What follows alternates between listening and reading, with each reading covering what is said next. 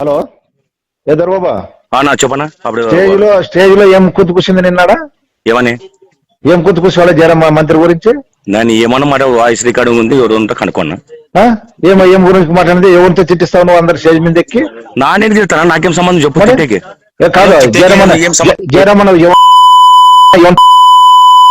అవు కరెక్ట్ అన్న. ఎవడు మాట్లాడే నాకు మాట్లాడేది స్టేజ్ మీద మంత్రి మాట్లాడే అంత స్టేజ్ మీద అంత లెక్క లేకుండా మాట్లాడతారా? ఎవడు మాట్లాడినాడు? మరి నువ్వు ఫస్ట్ నువ్వు ఏం మాట్లాడుతావు మైక్ లో చెప్పు. ఏం మాట్లాడు? నీకు మోసం చేసినాడా జయరామన్న? నేనేమన్నాను, గతంలో పాలకుల మాదిరి చేయొద్దండి అన్నా. ఇప్పుడు ఇద్దరు నమ్ముకొని పాలకుడు ఏమన్నా ఎవరినన్నా? ఎవరు నువ్వు ఎట్లా మాట్లాడతావు? నువ్వు స్టేజ్ మీద నువ్వు ఎట్లా మాట్లాడతావు? మరి నా మాట జయరామ్ అని పేరు చెప్పిన వాళ్ళు నన్ను అంటే బాగుంటుంది చెప్తున్నాను. కాదులే, స్టేజ్ మీద కూడా ఒక మంత్రిని మీరు చిట్టేటట్ల మొగోళ్ళు అయినారు కదా చిట్ట. ఎవరైనా ఇప్పుడు నేను స్టేజ్ మీద ఏం మాట్లాడుతాను? నేను ఏం మాట్లాడినాను? గతంలో పాలకులు ఇద్దరు నమ్మక జయరామ్ అని మోసపోయినాడు, అలాగే జరగకూడదని చెప్పినాను నేను. ఇంకా అదే నేను అనింది రికార్డింగ్ పెట్టుకోన్నా, రికార్డింగ్ పెట్టుకో. ఏమో ఆన కొడుకు నా కొడుకు అంటే ఏమన్నా నీ సొమ్ము తిన్నా, నీ ఆస్తి తినేమన్నా? ఇప్పుడు కూడా అంటానా నువ్వు స్టేజ్ మీద మాట్లాడే మొగోడు అయితే నువ్వు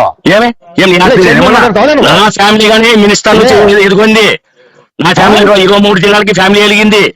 నా ఎలిగింటావులే, మా గురించి మాట్లాడే పని ఏముంది? నీ గురించి మాట్లాడింటే మాట్లాడు. ఒక నెల ఉన్నాను లే కొడక, నీ కుందు లే కొడక. జయరామన్న గురించి పదే మాట్లాడు కొడక.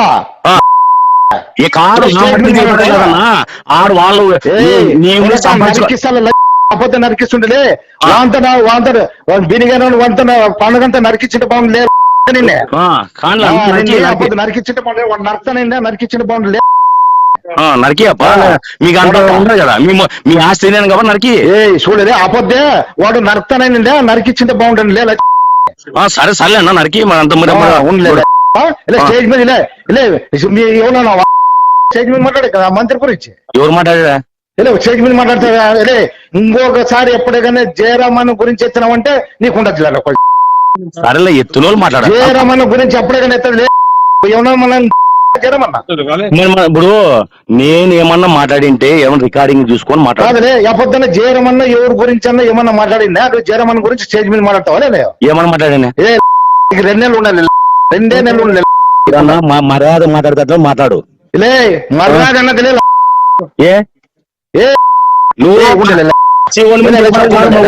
వాళ్ళ మీద ఎవరైతే పోటీ మీద ఉండో వాళ్ళ మీద ఇరుబాడు.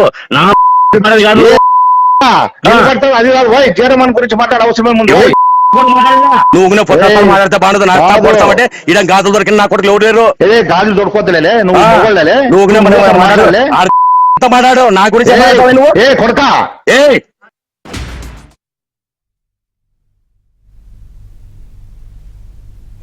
ఇక దీనిపై మరింత సమాచారం మా కరెస్పాండెంట్ సుంకన్న అందిస్తారు. సుంకన్న,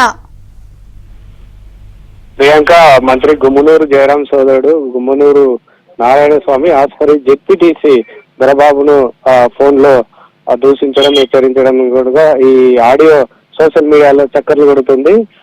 గుమ్మనూరు మంత్రి జయరాం తమ్ముడు నారాయణ స్వామి డైరెక్ట్ గా అయితే జెడ్పీటీసీ దొరబాబుకు ఫోన్ చేసి మా అన్న గురించి నువ్వు వేదిక పైన ఏం మాట్లాడావంటూ కూడా చాలా దురుసుగా మాట్లాడుతూ మరొకసారి ఇలాగే మాట్లాడితే నరికేస్తా అంటూ కూడా బెదిరింపులో పర్వానికి దిగినటువంటి పరిస్థితి. అయితే దీనికి కూడా సమాధానం చెప్పుకునేటువంటి ప్రయత్నం చేశారు జెడ్పీటీసీ దొరబాబు. అయినప్పటికీ కూడా వినకుండా గతంలోనే నిన్ను నీ ప్రత్యర్థిని దాడి చేస్తా అంటే మేము ఏదో రాజీ చేసి పంపించాము, అప్పుడే నీకు కథ చూస్తుంటే సరిపో, ఇప్పుడు ఏదో మేము అప్పుడు జాలు దయల్చి లైన్ లో ఉండండి. మనతో మాట్లాడేందుకు జెడ్పీటీసీ దొరబాబు గారు ఫోన్ లైన్ లోకి వచ్చారు. నమస్తే అండి దొరబాబు గారు. మేడం చెప్పండి మేడం.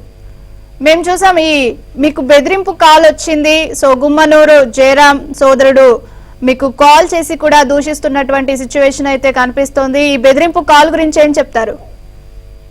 మేడం ఇప్పుడు మేము 10 ఏళ్ళ నుంచి 10 సంవత్సరాల నుంచి గుమ్మనూరు జయరామకే ఉన్నాం మేడం. 10 సంవత్సరాలు గుమ్మనూరు జయరాం ఉన్నాడు. ఈ రోజు నన్ను ఆయన భయాదానికి గురి చేస్తున్నాడు.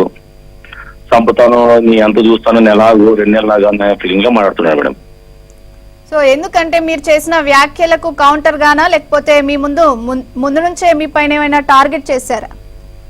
ముందు నుంచి ఏం లేదు మేడం. నేను ఏ రికార్డు ప్రకారమైనా ఏదైనా కానీ ఏది ఏ క్షణంలో కానీ ఆయన వాళ్ళ గురించి హిందూ ఫ్యామిలీ గురించి మాట్లాడలేదు మేడం. వైఎస్ఆర్ పార్టీ సంబంధించిన వ్యక్తి మేడం. నేను జెడ్పీటీసీగా అయినాను కాబట్టి ఇప్పుడు ఈ రోజు ఇరు పక్షానికి సపోర్ట్ ఇస్తారని ఆయన తర్వాత జగన్మోహన్ రెడ్డికి ఎన్నుకున్నాడనే ఉద్దేశంతోనే నేను ఇబ్బంది పెడుతున్నాను మేడం. సో మిమ్మల్ని నరికేస్తానంటూ కూడా బెదిరింపుకు పాల్పడ్డారు. ఒక దళిత జెడ్పీటీసీ అని కూడా చూడకుండా మరి మీరు వారిపైన ఏమైనా యాక్షన్ తీసుకునే అవకాశం ఉందంటారా? అవును మేడం. ఇప్పుడు దళిత నాయకుడు నేను మా పాలకులు వచ్చి 50,000 పై చిలుక ఓటర్స్ ఉన్న దళితులవి. ఇప్పుడు నన్ను సామాన్య వ్యక్తినే ఇప్పుడు జెడ్పీటీసీ అన్నప్పుడు సామాన్య ప్రజలు ఏ రకంగా బాధపడతారో ఆలోచించాను మేడం. దళిత సంఘాలు ఏమంటున్నాయంటే మీకు సపోర్ట్ గా వస్తున్నారా? ఖచ్చితంగా వస్తారు మేడం. మేము బయటకు రాలేదు మేడం. నేను సరేలే ఎందుకు లేరా అనే ఉద్దేశంతోనే ఉన్నాను మేడం. దంతనేమిలే ఈ రాజకీయాల్లో ఇవన్నీ మామూలు అనే ఉద్దేశంతో ఉన్నాను. కానీ ఈ దళిత నాయకులు మొత్తం కోటల మీద జిల్లాలో ఎక్కడున్న మండలాల్లో వాళ్ళు ఫోన్ చేస్తున్నారు మేడం. మేము ధర్నా చేస్తాము. ఒక జెడ్పీటీసీని ఎట్లా భయపడిస్తే సామాన్య దళితులను ఎట్లా బతికిస్తారు అనే ఫీల్ లో ఉన్నది madam. Right, okay, thank you Dorababu గారు.